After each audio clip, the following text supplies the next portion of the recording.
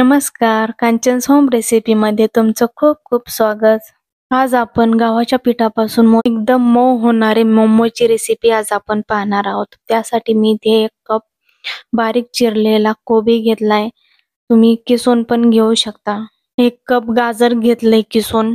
अर्धा कप बारीक चिरलेला कांदा. कांदा आवडत नसेल तर तुम्ही शिमला मिरची पण टाकू शकता. त्यानंतर अर्धा चमचा मीठ टाकून सर्व मिक्स करून घ्यायचे आणि झाकून ठेवायचे. त्याला पाणी सुटेल.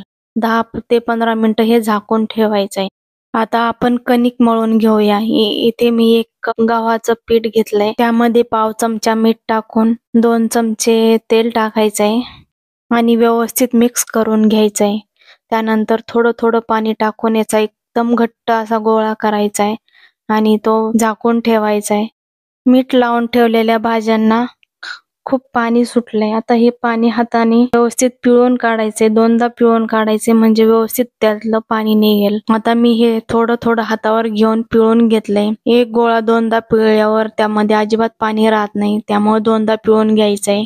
आणि ह्या पाण्याचं तुम्ही सूप पण करू शकता. एक उकळी आणायची आणि सूप म्हणून पण ते पिऊ शकता किंवा तुम्ही कणिक मळण्यासाठी पण ते वापर करू शकता. आता भाज्यांच्या मिश्रणामध्ये मी 1 चमचा बटर टाकलंय.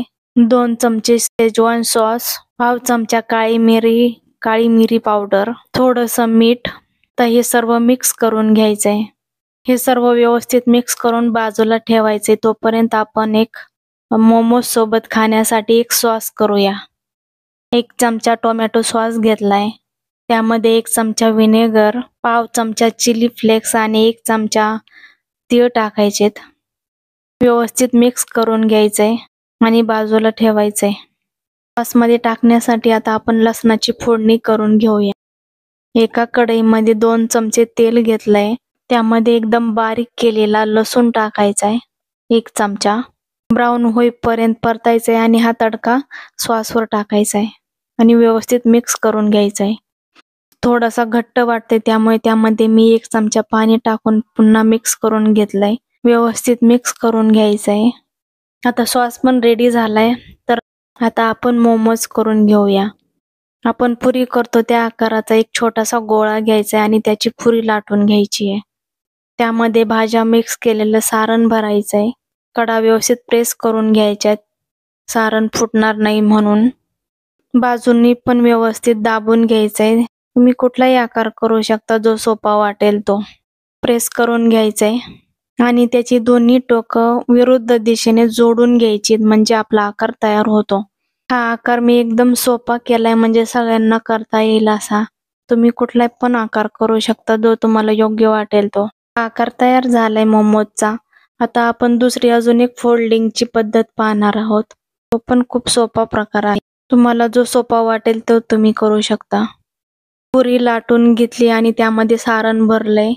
त्यानंतर दोन्ही बाजू मध्ये जोडून घेतल्यात आणि उरलेल्या दोन्ही बाजू पण मध्ये जोडून घ्यायच्यात.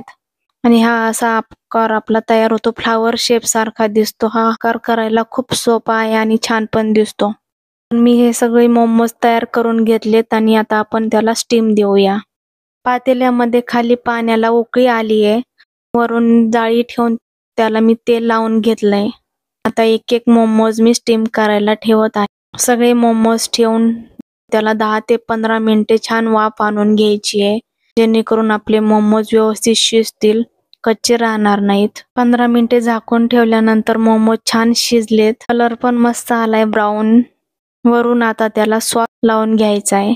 सगळीकडून व्यवस्थित सॉस लावून घ्यायचा आहे. मोमोज आता आपण फोडून पाहूया. मोमोज खूप सॉफ्ट झालेत आणि सहज फोडायला गेलं तर सहज फुटतायत. हे मोमोज गव्हाच्या पिठाचे असल्यामुळे खाल्ल्यानंतरही पोट जड होत नाही. तर आजची रेसिपी कशी झाली मला नक्की कमेंट करून सांगा. व्हिडिओ आवडला असेल तर लाईक करा, शेअर करा.